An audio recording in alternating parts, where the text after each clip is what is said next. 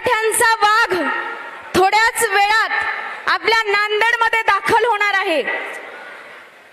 आज जरांगे पाटलांवर जरांगे पाटील मॅनेज होत नाहीत, जरांगे पाटील फुटले जात नाहीत, जरांगे पाटील विकले जात नाहीत, म्हणून जरांगे पाटलांना बदनाम करण्याचा प्रयत्न केला जातोय।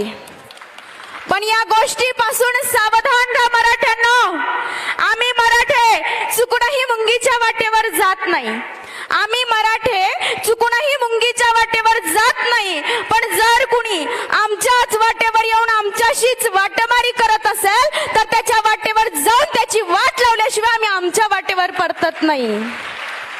हा इतिहास आहे मराठ्यांचा। मराठा कुणाला म्हणायचं?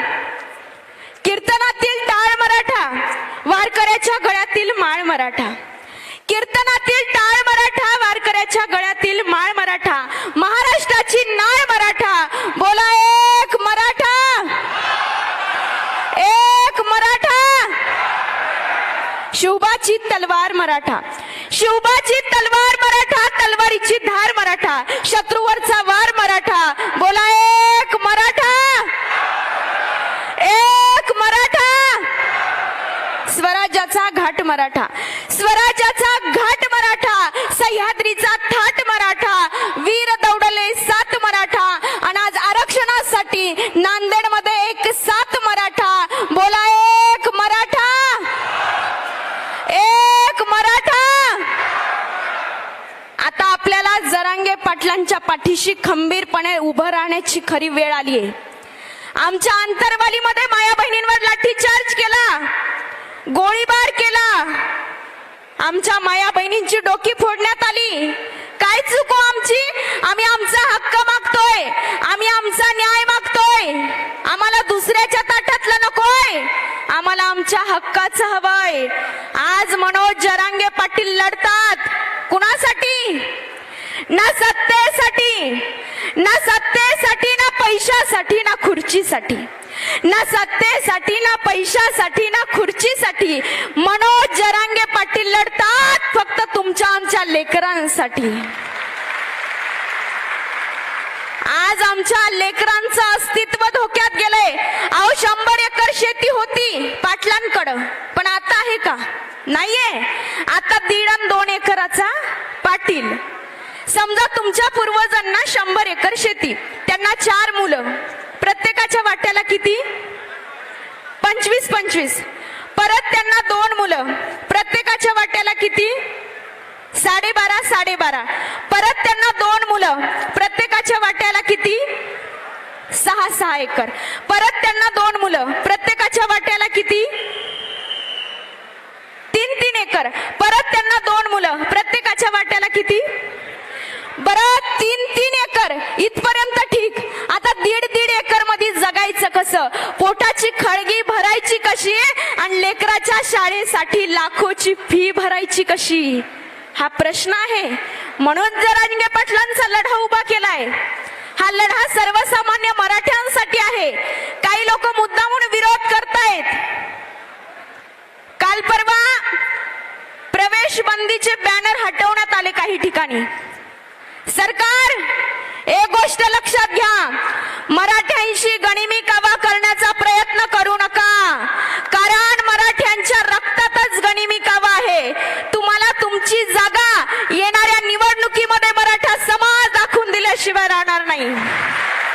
म्हणून बांधवांनो, आता खरी गरज आहे तुम्ही तुमचे पक्ष, तुमचे नेते, तुमचे प्रेरणास्थान चुलीत घाला। ते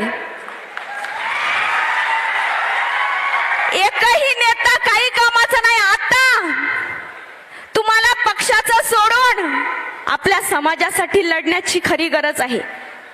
तुम्हाला जर तुमच्या समाजापेक्षा पक्ष आणि बापापेक्षा राजकीय नेता मोठा वाटत असेल तर तुमच्या येणाऱ्या पिढ्या या बर्बाद होतील। म्हणून आता खरी गरज आहे एकत्र येण्याची। लढाई अंतिम टप्प्यात येऊन पोहोचली आहे। जरांगे पाटलांना विरोध करणारे लोक विरोध करतात, बॅनर हटवले जातात, पण आमच्या मराठ्यांच्या हृदयामध्ये बॅनर केलेल्या मनोज जरांगे पाटलांना तुम्ही नाही हटवू शकणार। मराठ्यांच्या मनामध्ये घर केले मनोज जरांगे पाटलांनी. आज बघा राजकीय नेत्यांच्या सभेला खुर्च्या रिकाम्या बघायला भेटतात, पण आज इथं बसायला जागा उरणार नाही मनोज जरांगे पाटलांचं आगमन झाल्यावर. तुम्हाला एक छोटीशी गोष्ट सांगते. एकदा जंगलाला आग लागलेली असते, जंगलाला भयानक आग लागते आणि प्रत्येक जण आपापल्या परीने आग विझवण्याचा प्रयत्न करतो. त्याच्यात एक छोटीशी चिमणी असते. चिमणी काय करते? चिमणी जाते, पाणी घेते आणि आपल्या चोचीनं ती आग विझवण्याचा प्रयत्न करते. जाते, पाणी घेते, जंगलामध्ये जाते, ती आग विझवते, परत जाते, पाणी घेते, आग विझवते. आणि हे बघतो मोठा हत्ती. हत्ती बघतो, अगं चिवताई तू केवढूशी, तुझी चोच केवढूशी आणि तू ही मोठी आग विझवण्याचा प्रयत्न करते होय. त्यावेळेस चिमणी फार सुंदर उत्तर देते. चिमणी म्हणते, हत्ती दादा तू मोठा आहेस, विचार केला तर तुझ्या सोंडीमध्ये पाणी जास्त मावतं, तू सुद्धा आग विझवू शकत नाहीस, तू आग विझवत नाहीस, ही तुझी चुकी आहे. पण मी आग विझवते. का विझवते? कारण ज्या ज्या वेळी या आगीचा इतिहास लिहिला जाईल त्या त्या वेळी आग लावणाऱ्यामध्ये नाही तर आग विझवणाऱ्यामध्ये या चिमणीचं नाव लिहिलं जाईल. म्हणून आपण चिमणीसारखं मराठा आरक्षणासाठी काहीतरी केलं पाहिजे. एक शेवटचीच गोष्ट सांगते आणि माझ्या लांबलेल्या वक्तव्याला पूर्णविराम देते. आज जगाच्या कल्याणा संतांच्या विभूती, देह कष्टविती परोपकारी. जगाच्या कल्याणासाठी, समाजाच्या कल्याणासाठी चांगली माणसं चांगलं काम करतात, पण त्यांना त्रास होतो. त्रास माझ्या शिवरायांना झाला, त्रास माझ्या तुकोबारायांना झाला, तरी त्यांना लढणं सोडून दिलं नाही. एका राजानं 2 पोपट विकत घेतले. बघा पटतंय का? एका राजानं 2 पोपट विकत घेतले. एक दिला कसायाच्या घरी आणि दुसरा दिला साधूच्या घरी. दोन्ही पोपट 2 घरी दिले. साधूच्या घरचा पोपट वाढू लागला, कसायाच्या घरचा सुद्धा पोपट वाढू लागला. एके दिवशी राजा फेरफटका मारावा म्हणून नगरात गेला. पहिले आलं साधूचं घर. साधूच्या घराच्या भिंतीला छान पोपट अडकून ठेवला होता. राजा पोपटाला बघतो. पोपटाला बघून तो पोपट असा बोलतो, राजे साहेब या, तुम्ही फार महान आहात, तुम्ही फार पराक्रमी आहात, तुमचा विजय असो, तुमचा जय जयकार असो, तुम्ही दानशूर आहात, तुम्ही पराक्रमी आहात. हे ऐकून राजाला कौतुक वाटतं. राजा म्हणतो, प्रधान काय सुंदर बोलतो, याला काहीतरी बक्षीस द्या. ठरलं साधूच्या घरच्या पोपटाला बक्षीस द्यायचं. थोडं पुढे गेले, पुढे आलं कसायाचं घर. कसायाच्या घराच्या भिंतीलाही छान पोपट अडकून ठेवलेला असतो.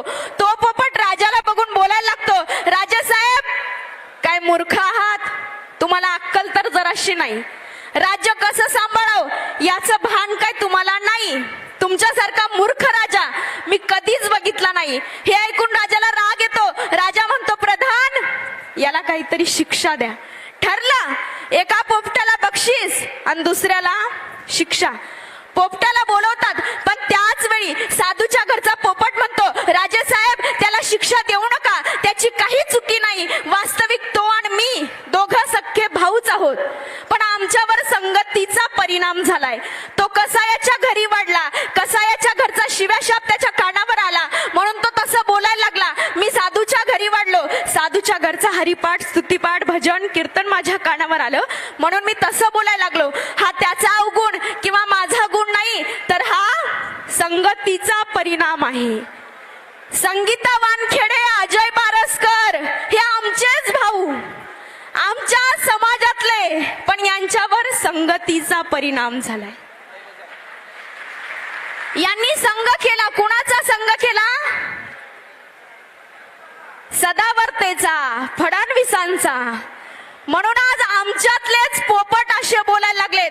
पण या पोपटांकडे लक्ष देऊ नका, कारण हाती चले बाजार आणि कुत्ते भोके हजार. आज मनोज जरांगे पाटील हा हाती लढतोय, पण अभिमन्यू सारखी अवस्था झालीये. सगळीकडे चक्रव्यूह, पण एकटा अभिमन्यू झुंज देतोय. म्हणून त्या अभिमन्यूला आपल्या सगळ्यांना मिळून सहकार्य करायचंय. म्हणून आपण एकच विनंती करूयात. अनेक वादळं पेललीत तुम्ही जरांगे पाटील, अनेक वादळं पेललीत तुम्ही, असा मला विश्वास पायाशी जमीन आणि पाठीशी आकाश आहे. तुमच्या पायाशी जमीन आणि पाठीशी आकाश आहे. या मातीत पाय घट्ट रोवून तुम्ही सह्याद्री सारखे ताट आहे. या मातीत पाय घट्ट रोवून तुम्ही सह्याद्री सारखे ताट आहे. आणि जाऊन सांगा त्या वादळांना तुमची मनोज जरांगे पाटलाशी गाठ आहे. तुमची मनोज जरांगे पाटलाशी.